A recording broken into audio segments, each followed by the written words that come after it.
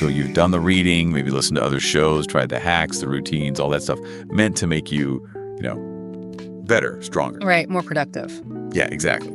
But if you're really honest, you still feel that resistance, that kind of knot in your stomach when it's time to face the really tough things, the stuff that actually moves the needle. What if? What if the problem isn't effort or discipline? What if your brain's just running like old software, wired for yesterday, not for 2025 and everything coming at us? That's a great way to put it. Because just trying harder now, that often just leads straight to burnout, doesn't it? It really does. It feels like you need more than tips. You need a whole new operating system for your mind, a rewiring. Exactly. And that's the deep dive we're jumping into today. Welcome. We're exploring how to build that real inner strength, how to forge a mind that actually thrives when things get turbulent, especially looking ahead to 2025. And we're leaning heavily on insights from Steve Magness. He's a performance expert, coach, worked with top athletes, specifically from his book, Do Hard Things. Yeah, it's fantastic stuff. But this isn't just a summary. We're really trying to pull out the core wisdom, the blueprint that feels most relevant right now. So our mission for you listening is to unpack these key ideas that really redefine what toughness even means, show you how to engage with discomfort differently, and build that deep resilience you need for everything that's happening. We want you to walk away understanding how to get laser focus, how to maybe even make your brain crave the hard stuff and unlock a different kind of potential. Okay, let's get into it then. Peel back the layers. What's the very first big idea we need to tackle? It really has to start with toughness itself, rethinking it completely. Magness argues pretty strongly against that old just suck it up and power through definition. That's the old software we mentioned. Oh, yeah. The one where feeling tired or scared or unsure means you're weak and you just got to, push it down. Exactly. And he says, look, that's often just denial. It leads to exhaustion, not strength. His approach, based on solid science, has 4 pillars. First, and this is key, embracing reality, seeing things as they actually are. Okay. Not how you wish they were. Right. Second, listening to your body, really tuning into those signals, not ignoring them. Third, responding thoughtfully, making conscious choices instead of just reacting.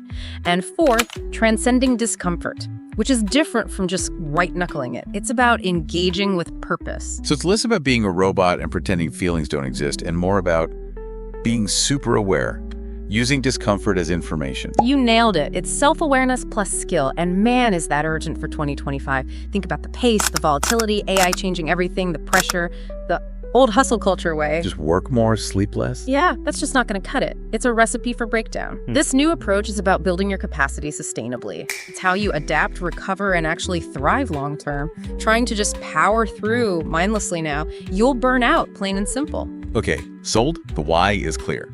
But the how? How do we start installing this new OS?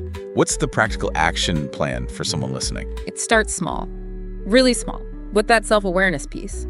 When stress or discomfort hits, the knee-jerk reaction is push back or push through. The first step, just pause. Stop for a second. Yeah, just a beat, and then ask yourself, genuinely, okay, what am I actually feeling? Not what I think I should feel, but what's the real emotion? And where is it in my body? What's the physical sensation? That feels almost wrong. We're taught to ignore that stuff, right? We are. That's the old wiring. This is the upgrade. You need that data. A super simple practice. Try a 5-minute daily check-in, maybe first thing. Sit quietly, identify one emotion. Notice one physical sensation, just acknowledge it. Okay, tightness in chest, feeling anxious. That's it. No judgment, no immediate fix. Just noticing. Just noticing. Then, later, when a challenge comes up, you consciously shift the question in your head. Instead of, how do I force this? Try, how can I respond thoughtfully to this discomfort? That pause, that question. That's the start of the rewiring. I like that. It shifts you from being a victim of the feeling to an active navigator. Any examples that make this super clear? Oh, definitely. Look at elite sports coaching. Remember the old school yelling, shaming coaches? Like a Bobby Knight type? Yeah, tough love. Yeah. Maybe too tough. Right. That's largely gone from top performance. Modern coaches, like Pete Carroll was with the Seahawks, focus on empowerment, self-awareness, teaching thoughtful responses under pressure. They get that real strength is integrated, not suppressed. Or watch someone like LeBron James in a clutch moment. He's not emotionless. He's hyper-present, assessing, using his body signals, making calculated moves. That's navigated discomfort. Not suppressed fear. Exactly. And in 2025, with complex problems needing emotional smarts and quick, non-reactive thinking, that presence is gold. That really lands. Okay, what's the next piece then? You mentioned something about challenging the sink or swim idea. Yeah, this is a big one. Magness pushes back hard on the idea that the best way to build resilience is just throwing people into the deep end totally unprepared. Wait, really? So just constantly facing brutal challenges isn't the path? That feels backwards again. It does, because that's the narrative we hear.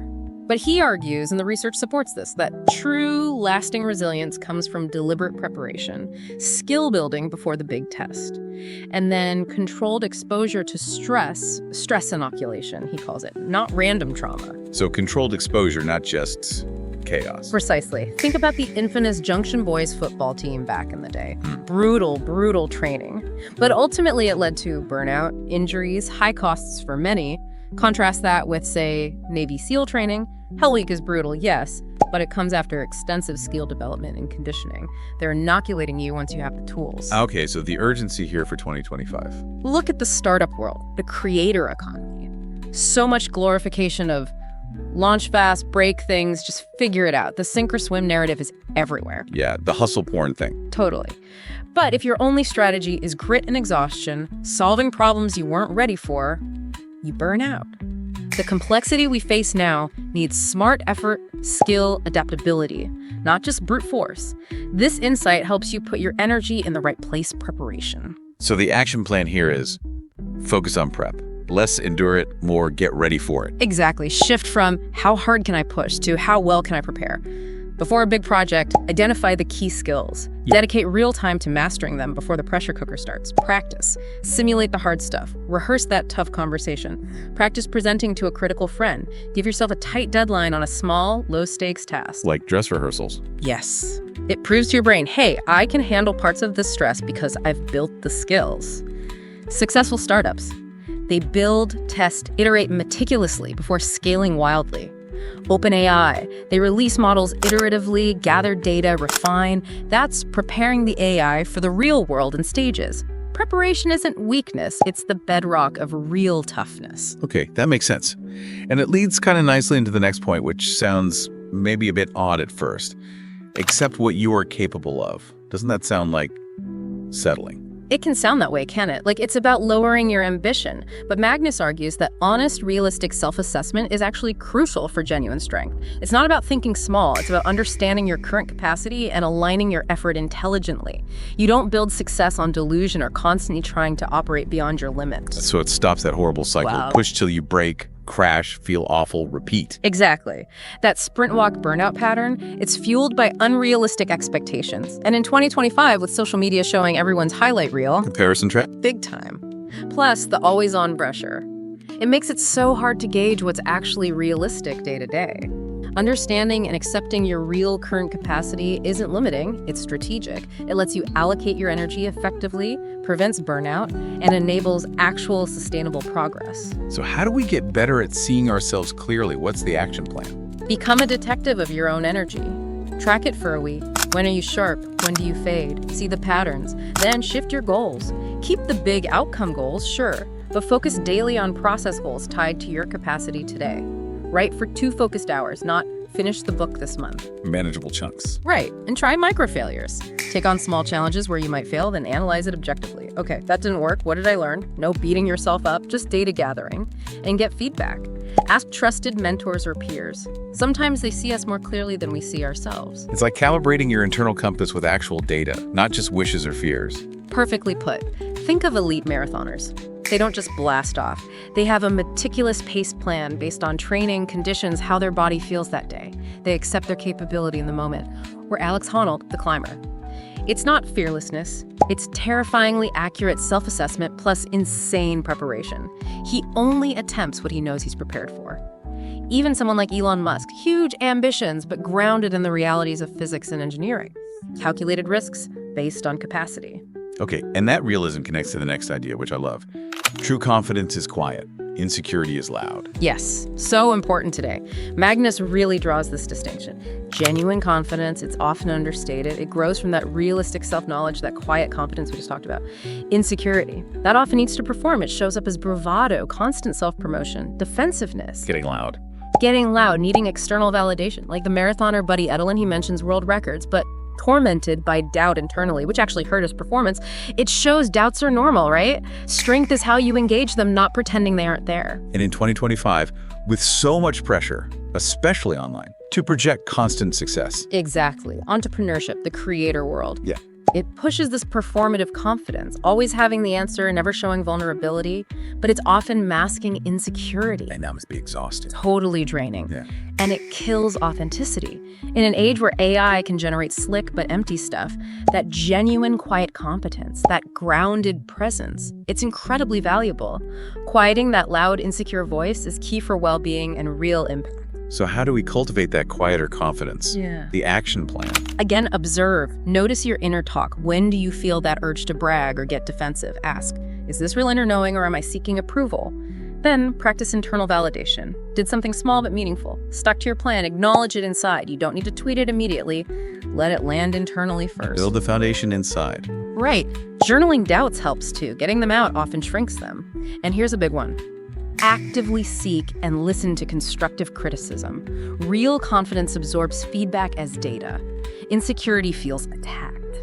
Practice hearing critique without that knee-jerk defensiveness. That's a tough one, but crucial. It really is. Think Warren Buffett, quiet competence, results speak for themselves versus the fake it till you make it types who rely on constant noise. In 2025, discerning that genuine presence, super important. Okay, last big piece.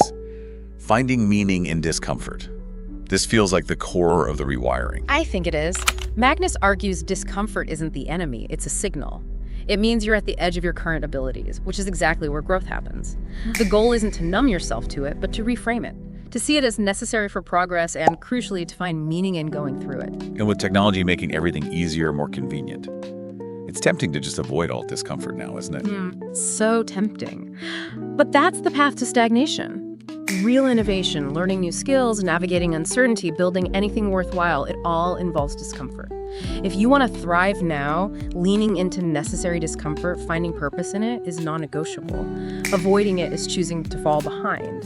The people who adapt and innovate fastest are those who seek meaningful challenges. So how do we actually do that? Rewire our brains to connect discomfort with meaning. What's the action plan? Pick one small area where you usually bail when it gets uncomfortable. Public speaking, cold outreach, that tricky software. Pick one thing.